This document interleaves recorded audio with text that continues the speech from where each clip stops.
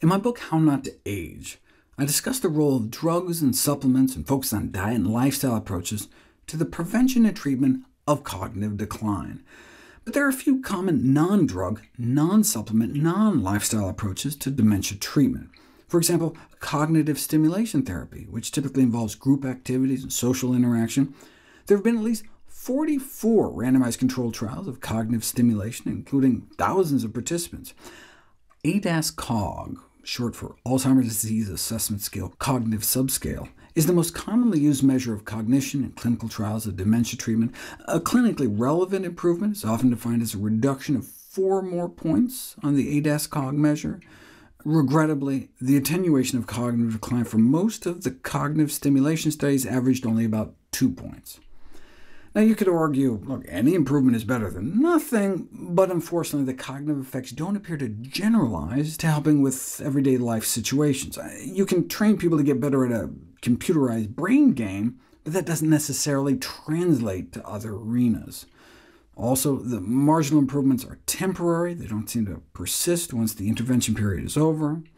While cognitive stimulation therapy may have no significant overall effect on quality of life, any kind of group therapy has been shown to improve psychological well-being.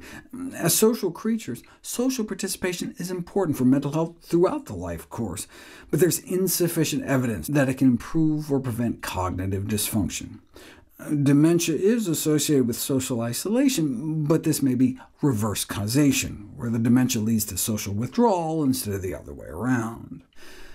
The same issue comes up all the time with those advocating for use-it-or-lose-it mental stimulation to forestall decline. For example, this review in a peer-reviewed aging journal suggested that if a person solves crosswords 4 times a week, they can reduce their risk of dementia by 47%.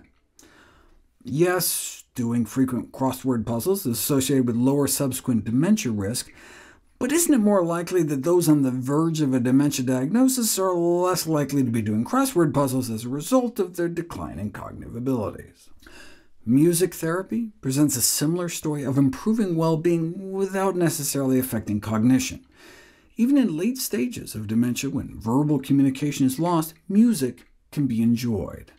However, it does not seem to improve brain function. Most 5 out of 7 meta-analyses of the 40-plus interventional clinical trials of music therapy for people with dementia found no cognitive benefits.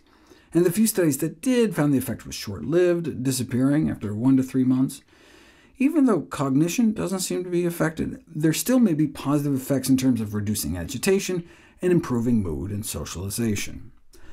One of the kookiest treatments I ran across was cryotherapy, also known as cryostimulation. Those with mild cognitive impairment randomized to short-term exposures to extremely cold temperatures experienced a transient boost in general cognitive functioning, no longer apparent 2 weeks after daily sessions ended. Study subjects in shorts and a t-shirt were exposed to 58 degrees below zero for 2 minutes. Wait, that was the placebo control group exposed to non-cryogenic temperatures. How low did the experimental group go?